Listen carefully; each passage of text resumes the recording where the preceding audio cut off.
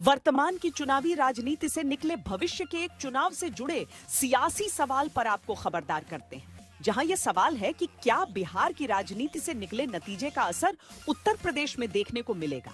क्या मुस्लिम और यादव समीकरण पर अब तक विशेष जोर रखने वाले दलों के लिए दिक्कत बढ़ सकती है? क्या उत्तर प्रदेश में मुस्लिम और यादव वोट का बड़ा हिस्सा हासिल करने वाली समाजवादी पार्टी के सामने ओवैसी और मायावती मिलकर मुस्लिम प्लस दलित वोट का समीकरण खड़ा कर सकते हैं?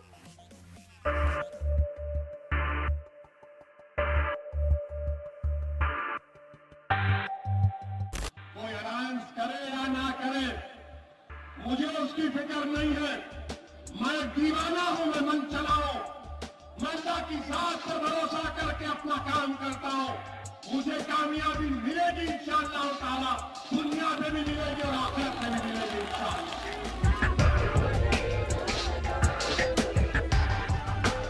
एक मिनिस्टर आजम खान थे, लोगों को नौकरी दी, उसके ऊपर केस बुक हो गया, तो क्या अखिलेश यादव कुछ नहीं किए? इतना बड़ा बड़ा रोड बनाए, हर काम बोलते मैंने किया, तो फिर आजम ने क्या किया था? आजम खान जेल में है और अखिलेश यादव बाहर कैसे? बताओ। तो मालूम हुआ कि सीबीआई, नरेंद्र मोदी की सीबीआई सिर्फ मुसलमानों के खिलाफ इस्तेमाल होती है, अखिलेश के खिलाफ नहीं इस्तेमाल होती। आजम खान फिर जेल में है। अखिलेश यादव अब 2027 के मैदान की तैयारी में जुट चुके हैं और ओवैसी बिहार की जीत के बाद यूपी में दम ठोकने की बात करने लगे हैं। लेकिन क्या ओवैसी ऐसा गणित बना सकते हैं जो बिहार में आरजेडी कांग्रेस की तरह यूपी में समाजवादी पार्टी और कांग्रेस के गठबंधन को नुकसान पहुंचा देगी? सवाल इसलिए क्योंकि ओवैसी इस वक्त बिहार में फिर से मुस्लिम बाहुल्य 5 सीट पर अपनी पार्टी को मिली जीत के बाद नई उड़ान भरना चाहते हैं। एक ऐसी उड़ान जिसमें वो बीजेपी के खिलाफ अब तक मुस्लिम वोट की एक मुश्त ताकत पाने वाले विपक्षी दलों को चुनौती दे रहे हैं। अगर आप ये समझते कि मुझे गाली देके, मुझ पर पत्थर मारकर, मुझ पर उंगलियां उठाकर, मुझे कुछ बोलकर आपका गम हल्का हो जाता है, तो बी माई गेस्ट। सुना अखिलेश यादव का स्टेटमेंट आया, उन्होंने बोले SIR की वजह से। कब तक पर बकवास बात करेंगे? छोड़िए इसको, आप देखिए आपकी कमजोरी कहाँ है। अगर आप ये समझेंगे कि हम राजा हैं और वोटर हमारी प्रजा है, तो वो जमाना खत्म होगा। ये बयान बताते हैं कि असदुद्दीन ओवैसी अब राजनीतिक हवा में अपनी पतंग इस तरह ऊपर ले जाना चाहते हैं जिससे मुस्लिम वोट की हवा से अपनी सियासी पतंगे अब तक उड़ाने वाले दलों को कन्नी से काटा जा सके। लेकिन क्या ये संभव होगा? क्या उत्तर प्रदेश में बिहार जैसा खेला ओवैसी कर सकते हैं? इस सवाल की चर्चा बिहार के नतीजों के बाद ही तेज होने लगी, लेकिन ये जोर क्यों पकड़ रही है, इसकी वजह आज पहली बार देखिए। इस वक्त ओवैसी एक बार फिर बिहार के उसी हिस्से यानी सीमांचल में दौरा कर रहे हैं जहां से उनकी पार्टी ने 5 सीट जीती। ओवैसी बिहार के सीमांचल में जनता का शुक्रिया करने पहुंचे। लोग कह रहे थे कि ये हमारा लाल किला है, हमने बता दिया कि हमारे हरे के सामने कोई लाल नहीं ठहर सकता। लाल किला यानी यहाँ लेफ्ट का वो गढ़ ढहा दिया गया जिसे लंबे वक्त तक आरजेडी के MY समीकरण से साधा जाता रहा। मुस्लिम बाहुल्य इलाके में एक बार फिर 5 सीट जीतने वाले ओवैसी कहते हैं कि यहाँ से एक नए दौर का आगाज होगा।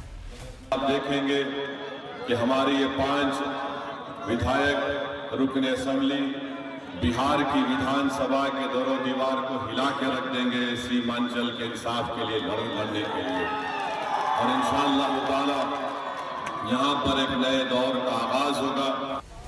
बिहार में केवल 5 सीट जीतकर आखिर किस आधार पर नए दौर की बात ओवैसी कर रहे हैं, ये समझना जरूरी है। बिहार चुनाव में असदुद्दीन ओवैसी की पार्टी ने सिर्फ 5 सीट ही नहीं जीती है, बल्कि 4 ऐसी भी सीटों पर उन्होंने गठबंधन को हराया है जिसमें गठबंधन से का जो अंतर है हार जीत का, उससे ज्यादा वोट MIM को मिला है। यही नहीं, 2 और सीट ऐसी रही जिसमें महागठबंधन के उम्मीदवार तीसरे नंबर पर रहे, यानी कि टॉप 2 में भी नहीं आए। तो 5 सीट MIM की, 4 जो गठबंधन का अंतर है उससे ज्यादा सीटों पर उससे ज्यादा इनके वोट आए और 2 सीटों पर तो तीसरे नंबर पर चले गए गठबंधन और महागठबंधन और लेफ्ट के लोग। तो पूरे 11 सीटों पर असर डाला है असदुद्दीन ओवैसी ने। तो क्या ये सिर्फ मुस्लिम वोटों की वजह से हुआ?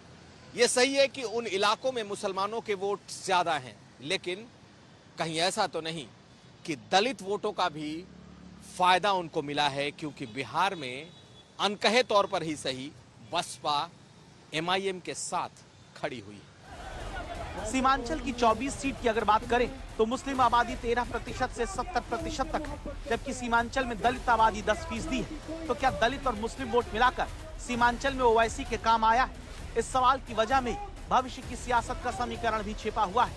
इसलिए ये तस्वीर देखिए, ये सतीश कुमार सिंह उर्फ पिंटू यादव हैं, जो बिहार की रामगढ़ सीट से इस बार जीते हैं। जीतने के बाद ये लखनऊ में मायावती से मिलने पहुंचते हैं, लेकिन बीएसपी प्रमुख मायावती से मिलने पहुंचने से पहले बिहार में इनकी प्रेस कॉन्फ्रेंस पर गौर करिएगा। मीडिया से बातचीत में पीछे बीएसपी और ओवैसी की पार्टी का झंडा साफ दिखता है, जबकि अब की बार बिहार में बीएसपी ने ओवैसी के साथ गठबंधन नहीं किया था। तो सवाल आता है कि क्या बीएसपी को लगता है कि बिहार में उसका वोटर किसी और पार्टी के बजाय ओवैसी की पार्टी के साथ मेल रखता है? असदुद्दीन ओवैसी जब बिहार चुनाव लड़ने गए तो उनके साथ अछूतों जैसा व्यवहार हुआ। वो घूमते रहे, आरजेडी के दरवाजे तक पहुंचे, लेकिन आरजेडी और महागठबंधन ने उन्हें भाव नहीं दिया। फिर उन्होंने छोटे छोटे गठबंधन बनाए और चंद्रशेखर रावण और स्वामी प्रसाद मौर्य को जोड़ने की कोशिश की, जो कि इनसिग्निफिकेंट हैं। लेकिन चुनाव के बीच में ही एक बयान एमआईएम के प्रदेश अध्यक्ष का आया और उन्होंने कहा कि जहां जहां एमआईएम नहीं लड़ रही वहां एमआईएम के कार्यकर्ता बीएसपी को जिताएं, उनके वोटर बसपा को वोट दें। और फिर क्या था, 5 सीटें एमआईएम जीत गई, 1 सीट बीएसपी। और जीत के बाद रामगढ़ में जो प्रेस कॉन्फ्रेंस हुई उसमें बसपा के जीते हुए विधायक ने एमआईएम और बसपा के बैनर के साथ उन्होंने प्रेस कॉन्फ्रेंस की। तो बिहार चुनाव से निकला जो ये आगाज है, क्या ये उत्तर प्रदेश तक आएगा? क्या ये गठबंधन अब 2027 में भी उत्तर प्रदेश में दिखाई देगा, जब ओवैसी और मायावती एक हो सकते हैं? हालांकि मायावती ने किसी भी गठबंधन से इनकार किया है, लेकिन इस एक प्रयोग ने उत्तर प्रदेश में दिशा तो दे दी है। उत्तर प्रदेश में दलित 21% हैं और मुस्लिम आबादी 19% है, यानी कुल वोट ये 40% होता है। एक ऐसा वोट बैंक है जिसका बड़ा हिस्सा अगर किसी दल या गठबंधन के पास जाए तो उसे फायदा होना तय है। लेकिन क्या उत्तर प्रदेश में बीएसपी के साथ ओवैसी का गठबंधन भविष्य में हो सकता है? इसका जवाब अभी बीएसपी खुलकर नहीं देती है, लेकिन ओवैसी लगातार ये अखिलेश यादव को अब खबरदार करने लगे हैं। जब हर समाज का लीडर है तो मुस्लिम समाज का लीडर क्यों नहीं होगा? हर समाज का नेता है, क्यों नहीं होगा?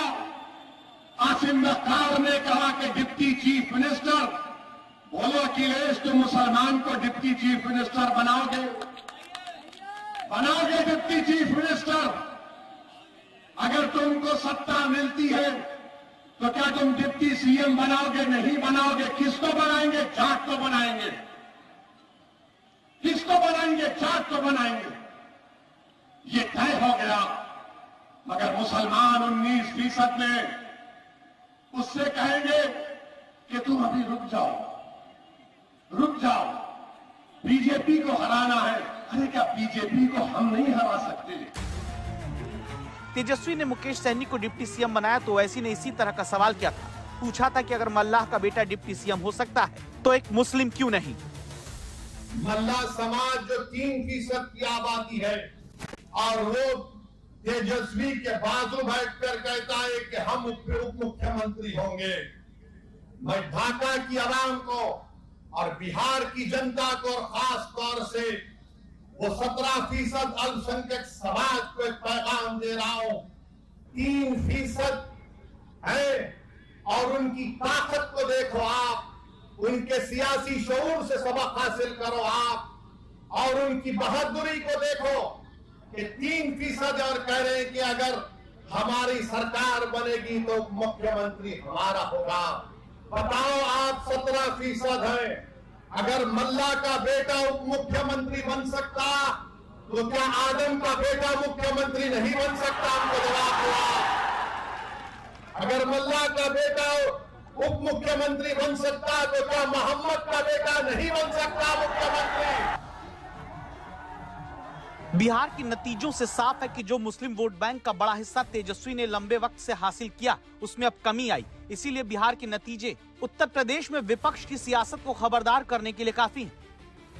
क्योंकि उत्तर प्रदेश में मुस्लिमों की आबादी 19.26% के करीब है और उत्तर प्रदेश की 403 विधानसभा सीट में 137 मुस्लिम बाहुल्य हैं, जिनमें 47 सीट ऐसी जहां 30% से ज्यादा मुस्लिमों की आबादी है। और अगर सीमांचल की तरह यूपी में भी मुसलमानों का एक बड़ा हिस्सा ओवैसी की तरफ थोड़ा भी जाता है तो यूपी में मुस्लिम वोट को लेकर होती राजनीति को झटका लगेगा। जहां एनडीए 85 मुस्लिम यादव बाहुल्य सीट में से 68 जीतने में कामयाब रहा है। मतलब जिस वोट बैंक से महागठबंधन को सबसे ज्यादा उम्मीद रही, लालू प्रसाद यादव, तेजस्वी यादव सब जीत का भरोसा रखते रहे, उसी मुस्लिम यादव वोट बैंक वाली सीट में केवल 12 सीट महागठबंधन जीत पाया, 5 सीट अन्य को चली गई। अगर केवल मुस्लिम वोट जहां ज्यादा है उनकी बात करें तो ऐसी 39 में से 26 सीट एनडीए बिहार में जीता, 8 सीट केवल महागठबंधन पाया और 5 अन्य, जिसका सीधा सीधा मतलब ओवैसी हैं। तेजस्वी और मुझ में फर्क ये है कि तेजस्वी के पिताजी मुख्यमंत्री भी थे, केंद्र के रेलवे मंत्री भी थे, तब भी तेजस्वी नहीं पढ़ पाया। मेरे वालिद एक एमपी थे, एमएलए थे, कॉर्पोरेटर थे। उन्होंने मुझसे कहा कि जाओ मियां लंदन जाकर पढ़ो। मैं लंदन में पढ़ा, अल्लाह का करम है, मेरे माँ बाप की दुआएं थी। मैं 5 साल वापस नहीं आया। मैं लंदन की सड़कों पर काम किया, मैं लंदन की होटलों में काम किया, मैं लंदन के बैतुल खला को साफ किया, मैं अपनी कॉलेज की लाइब्रेरी में रात रात भर काम करता था और अल्लाह ने मुझे काबिल बनाया। मेरा ख्वाब क्या है? मेरा ख्वाब ये है कि सीमांचल में, बिहार में 90% मुसलमान 12th मुकम्मल नहीं करते, बल्कि 92%। मेरा ख्वाब यह है कि सीमांचल की हमारी बेटियां, हमारा बेटा 12th का एग्जाम मुकम्मल करे। उत्तर प्रदेश में अब समाजवादी पार्टी की चुनौती यह है कि ओवैसी यूपी में भी मुस्लिम मतदाताओं को इसी तरह रिझाने को उतर रहे हैं। यूपी में मुसलमानों की अनदेखी का आरोप लगा सकते हैं, मुस्लिम आबादी को एहसास करा सकते हैं कि जिन्हें तुमने वोट दिया उनसे धोखा मिला है।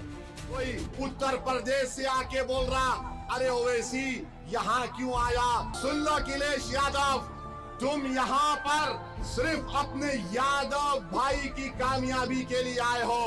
मैं हैदराबाद से 11 साल से आ रहा हूँ, तो सीमांचल के एक एक बच्चे और बच्ची और बूढ़े के लिए आता हूँ।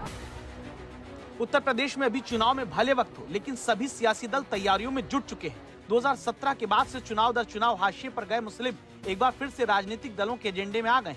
इसका एक ताजा उदाहरण बीएसपी मुखिया मायावती की बैठक में देखने को मिला। मायावती ने न केवल मुस्लिम नेताओं के साथ बैठक की, बल्कि उनसे समर्थन की भी मांग की। समाजवादी पार्टी और कांग्रेस भी मुसलमानों को साधने में जुटे रहे हैं, लेकिन समाजवादी पार्टी के लिए चुनौती यह है कि अगर उनकी तरफ से मुस्लिमों को ज्यादा महत्व दिया जाता दिखा तो इसका सीधा फायदा बीजेपी उठाना चाहेगी। इसीलिए सीमांचल में ओवैसी की जीत यूपी में लगातार मुस्लिम वोट पाने वाली समाजवादी पार्टी के लिए चुनौती साबित हो सकती है।